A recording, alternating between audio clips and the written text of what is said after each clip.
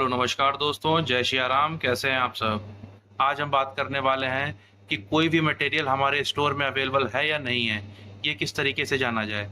तो स्टोर में अपना कोई भी स्टॉक या कोई भी मटेरियल जानने के लिए जो टी कोड की यूज़ करते हैं वो होता है MMBE। इसके अलावा हमारा एक दूसरा टी कोड भी होता है जिसे हम बोलते हैं MB52। और अपनी नेक्स्ट वीडियो में हम समझेंगे कि अगर हमें वो पर्टिकुलर आइटम अगर हमें रिजर्वेशन स्लिप बना के स्टोर से लेना है तो उसका प्रोसीजर क्या होगा। तो दोस्तों अब बात कर लेते हैं, अगर कोई भी आइटम जो हमारे स्टोर में अवेलेबल है उसे हम इशू कराना चाहते हैं तो वो किस तरीके से इशू होगा। तो उसके लिए हमारा जो कोड यूज़ होता है वो MB21 होता है। तो अपने सर्च बार में हम यहाँ पे MB21 टाइप करेंगे, उसके बाद हम एंटर कर देंगे। एंटर करने के बाद इस टाइप का कुछ हमारे सामने इंटरफेस ओपन होगा। इंटरफेस ओपन होने के बाद हम देखेंगे यहाँ पे हमसे मूवमेंट टाइप पूछेगा।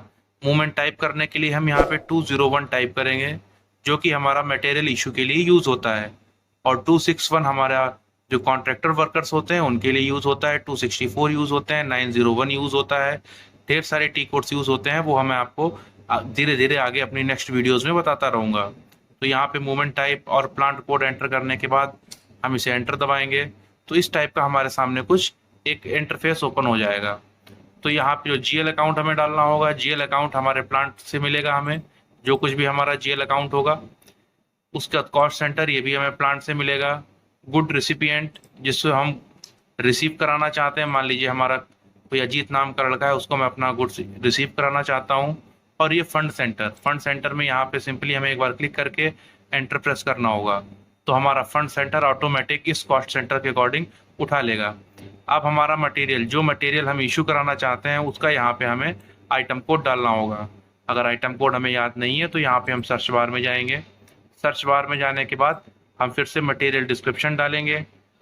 अब जैसे मान लीजिए मैं आज अपने किसी वर्कर के लिए कपड़ा स्टोर से इशू कराना चाहता हूँ तो उसके लिए मटेरियल डिस्क्रिप्शन में उस कपड़े का डिस्क्रिप्शन डालूंगा जिससे वो कोड हमारा जनरेट हो जाएगा।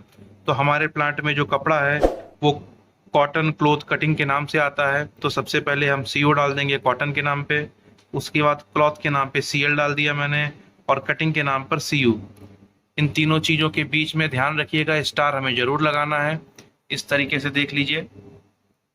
उसके बाद हम एंटर प्रेस करेंगे तो आइटम कोड हमारे सामने आ जाएगा, ये पहला।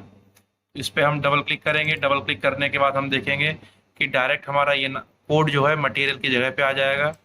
इसके बाद हमें क्वांटिटी डालनी है। जैसे मान लीजिए मुझे 1 kg चाहिए तो मैंने 1 kg यहाँ पे एंटर कर दिया। और इसको एंटर करने के बाद हमें सिंपल यहाँ पे सेव क्लिक कर देना होगा। जैसे ही हम सेव करेंगे तो देखिए यहाँ पर एक डॉक्यूमेंट कोड जनरेट हो जाएगा। ये हमारा रिक्विजिशन स्लिप का रिजर्वेशन कोड है। जब हम अपनी रिजर्वेशन स्लिप भरेंगे तो वहाँ पर ये कोड भी हम एंटर करेंगे।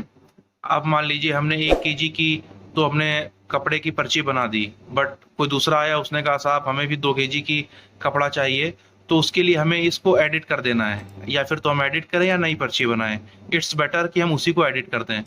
एडिट करने के लिए जो हमारा टी कोड होता है वो होता है MB22। MB22 यहाँ पे हम टाइप करके एंटर करेंगे।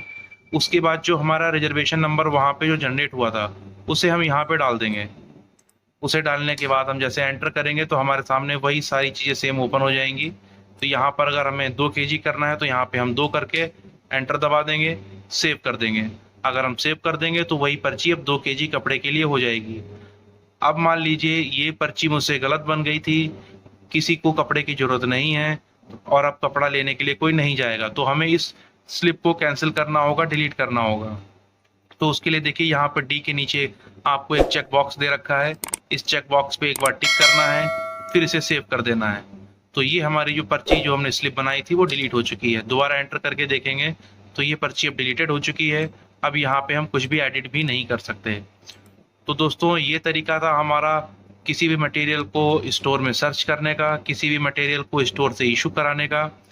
तो दोस्तों अब हम मिलते हैं अपनी नेक्स्ट वीडियो में, जिसमें हम SAP की एक नए टॉपिक के बारे में बात करेंगे कि किस तरीके से हम परचेज रिक्वेशन तैयार करते हैं और किस तरीके से PRPO जनरेट करते हैं, किस तरीके से हम प्रीवियस जो हमने मटेरियल PR किया था उसकी लिस्ट को कैसे चेक किया जाता है। वो सारी प्रोसेसेस मैं आपको धीरे धीरे अपनी नेक्स्ट वीडियोज़ में देता रहूँगा। तब तक के लिए जय श्री राम।